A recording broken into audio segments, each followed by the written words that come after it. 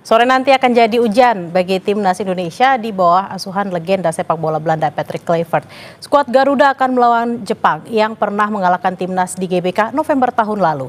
Tapi timnas saat ini bukanlah timnas yang sama saat dikalahkan Jepang.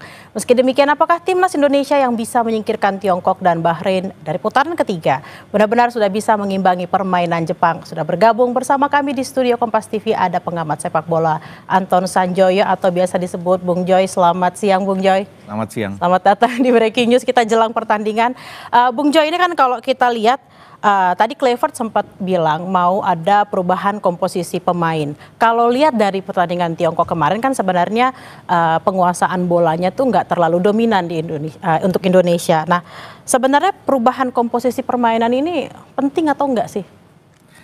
Kemarin ketika menghadapi Cina itu kan memang ada beberapa pemain yang nggak bisa tampil karena berbagai alasan. Hübner, Oratmangun cedera, Marcelino mendapatkan kartu kuning, Martin Pas nggak bisa main juga, Kevin Dix belum terlalu pulih, jadi posisinya Reinders juga nggak bisa datang. Sayuri. Tapi kemarin yang menggantikan posisi Marcelino dan Oratmangun, Egy dan Kambuaya tampilnya juga oke gitu. Jadi mungkin kalau ada sedikit perubahan itu memang di sektor depan. Kalau di sektor belakang kemungkinan tadi saya membaca berita Rizky Ridho cedera. Betul. Kemungkinan dia tidak bisa bermain, tapi lini belakang ya? Indonesia masih punya banyak pemain, ada Shane Patiyama, ada Miss Hilgers. Jadi rasanya sih komposisinya tidak akan berubah banyak kecuali memang ada kepentingan lain atau kondisi mendesak lain yang membuat pemain tidak bisa bermain. Dan ini mungkin terjadi pada Ratnar Oratmangun. Tapi yang lain menurut saya Egy masih bisa dipertahankan. Kalau mau diganti ya Marcelino, karena Marcelino kan memang starting line up-nya. Jadi Kambuaya menurut saya patut mendapatkan jam terbang juga. Sayuri mungkin oke lah, kalau Kevin Dix sudah 100% mungkin posisinya bisa digantikan. Tapi overall menurut saya tidak terlalu banyak lah perubahan komposisi. Kecuali memang Kluivert ingin membuat perubahan yang cukup besar untuk menghadapi putaran keempat.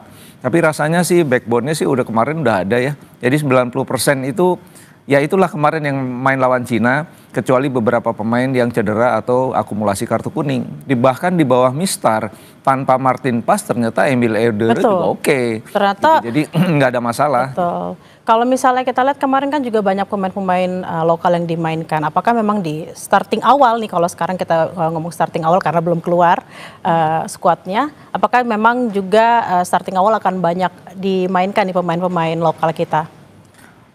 Saya tidak melihat ada perubahan yang cukup signifikan untuk itu ya. Tapi kemarin kalau kita bicara pertandingan melawan Cina, kan Egy tampilnya oke, Kambuaya oke. Tapi memang di babak kedua ada sedikit perubahan tekanan justru dilakukan oleh Cina kan. Jadi memang kemungkinan memang ada sedikit perubahan strategi terutama dalam cara menyerang. Itu mungkin akan sangat tergantung pada Joy Pelupesi dan Tom Haye di lini tengah.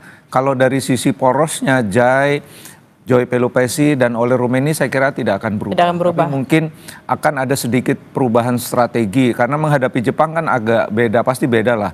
Meskipun katakan Jepang tampil dengan pemain-pemain lapis kedua, tapi tetap mereka adalah rata-rata kalau kita bandingkan dengan pemain di Asia, memang mereka rata-rata memang lebih baik gitu.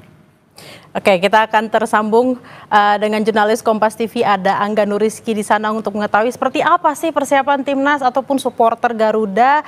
Selamat siang Angga.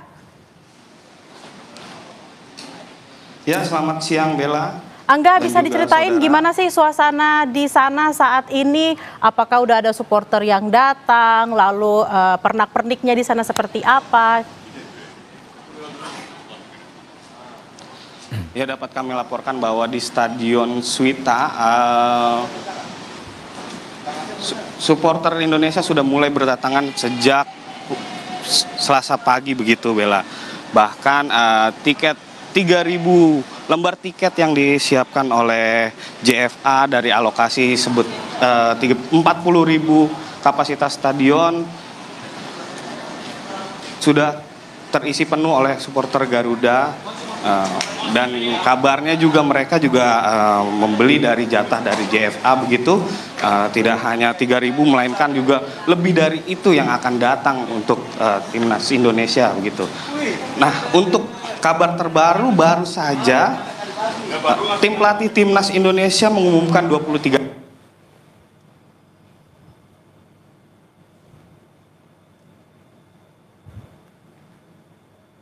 Angga?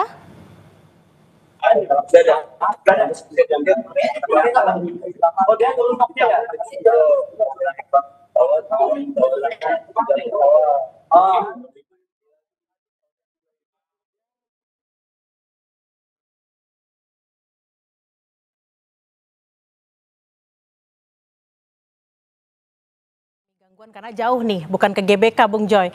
Kita nelponnya langsung ke Osaka. Nah tadi jurnalis Kompas TV Angga Nurizky sempat mengatakan sudah keluar nih 23 final squad nih untuk Jepang versus Indonesia. Nah, Bung Joy sudah lihat belum? Bung Joy, ini kalau kita lihat kan tampaknya memang tidak terlalu ada perubahan ya, karena di sini Marcelino masuk ke dalam squad. Bung Joy, apa yang bisa dilihat dari squad yang akhirnya dikeluarkan oleh? Rasanya memang Marcelino harus masuk lagi karena dia kan baru saja bebas dari akumulasi kartu kuning. Kalau Ratnar Oratmangun masuk pun menurut saya itu wajar saja karena memang mereka ini kan bersama Kevin Dix yang kemarin tidak bermain melawan Cina, itu kan sebetulnya memang starting 11. Jadi nggak mengherankan lah. Katakan Marcelino sudah tersedia sekarang, ya dia bisa main, bisa menggantikan Kambuaya atau bisa menggantikan Egy.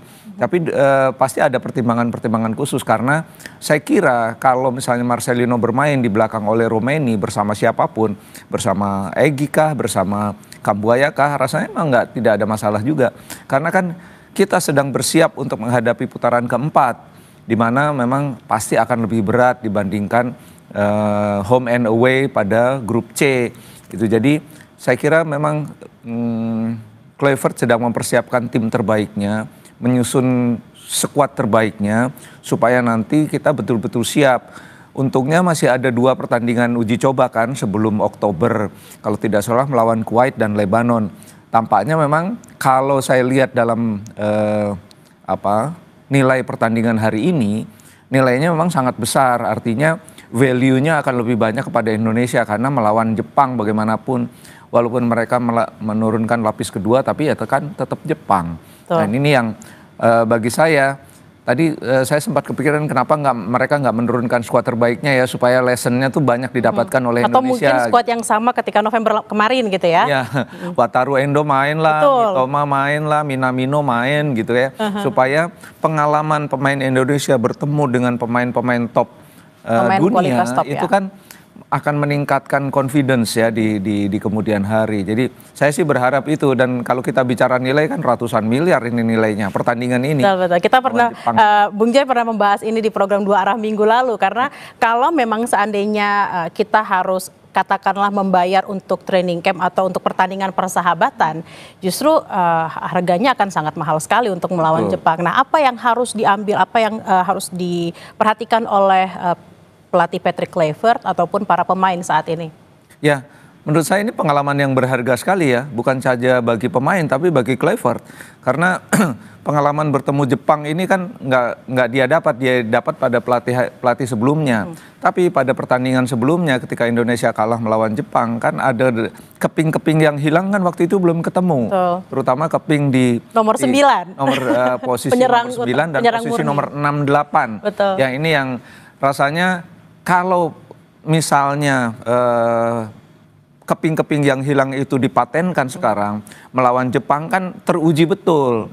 Artinya apakah betul bahwa poros antara Joy Pelupessy dan Ole Rummenigge sudah menjadi kekuatan utama skuadnya Indonesia? Kalau tidak kan belum ada ujian yang betul-betul mumpuni untuk mereka gitu loh. Nah ini yang saya pikir kalau yang dilawan adalah ketemu misalnya Joy Pelupessy ketemu Wataru Endo, itu kan luar biasa gitu loh. Kita bisa menyaksikan bagaimana lessonnya nanti yang bisa kita dapat, bagaimana mereka sejak mulai pemanasan, lalu memulai laga, manner di lapangan, gesture di lapangan, itu kan semua bisa dipelajari. Mentality terutama ya. Ini yang menurut saya value-nya tuh nggak ternilai, priceless ya. Jadi harusnya kalau saya berharap ya supaya pemain-pemain top itu main lah ya, supaya Indonesia dapat pelajarannya tuh hebat banget gitu. Ini kalau tidak salah memang kalau kemarin di Australia Wataru Endo tidak main, kali ini kayaknya main nih Wataru Endo nih. Apa nih yang harus dimanfaatkan sebaik-baiknya sama timnas Indonesia? Betul, kalau kita lihat kebiasaan siapa yang dibawa ke konferensi pers, pasti main. Dan Wataru Endo kan kapten. Betul. Gitu loh. Kemarin waktu saya lihat di line up-nya Jepang melawan Australia, hampir semua pemain muda, under 23. Baru terakhir Takekubo main menit ke 80 kalau nggak salah. Tapi menurut saya tidak cukup ya. Australia sendiri kan dapat kemenangannya tuh kalau nggak salah golnya menit ke 80. Ya, sudah menit-menit babak kedua, menit akhir lah. Babak kedua akhir. Jadi memang mereka pun menang beruntung juga melawan tim U23-nya Jepang lah gitu katakan. Anda bisa bayangkan kalau mereka menurunkan paling tidak 6 atau 5 pemain Mitoma masuk di situ misalnya. Topnya Eropa ya kan. Ya itu pelajaran yang luar biasa banget gitu.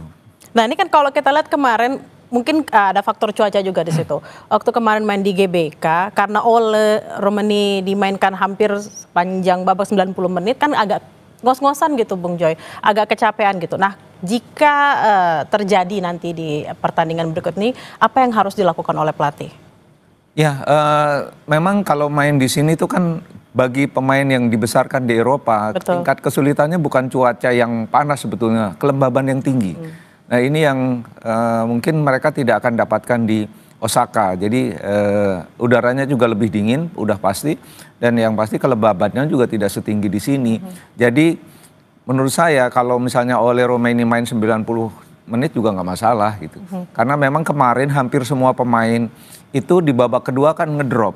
Ngedropnya nggak terlalu kelihatan, tapi yang kelihatan adalah dominasinya menghilang di babak kedua. Justru yang menekan dan mendapatkan banyak possession adalah Cina, dan ini tidak boleh terjadi ketika nanti melawan Jepang. Tapi begini, melawan Jepang main enjoy aja lah, main gembira aja, karena kan toh sudah putaran 4 udah di tangan. Udah tidak mempengaruhi posisi Indonesia juga. Kalah lawan Jepang sekalipun bukan hal yang aib kan gitu. Jadi main enjoy aja, karena Jepang pun sebetulnya butuh menang. Satu, main di Osaka, mereka sudah berjanji untuk menutup putaran ini dengan kemenangan. Dan yang kedua, udah pasti mereka juga nggak mau kehilangan poin terlalu banyak. Karena kalau melawan Indonesia kan peringkatnya di bawah jauh. Waktu peringkatnya di bawah jauh, koefisien mereka, perkaliannya terhadap lawan itu akan membuat mereka ngedropnya banyak banget. Nah sebaliknya Indonesia kalau bisa menang lawan Jepang, koefisiennya tinggi, bisa naik 4 atau 5 peringkat. Jadi ini sama-sama penting sebetulnya. Belum tapi lagi bagi persoalan Indonesia lesson aja lah, pelajaran aja gitu. Belum lagi persoalan mentality, menang nih ngelawan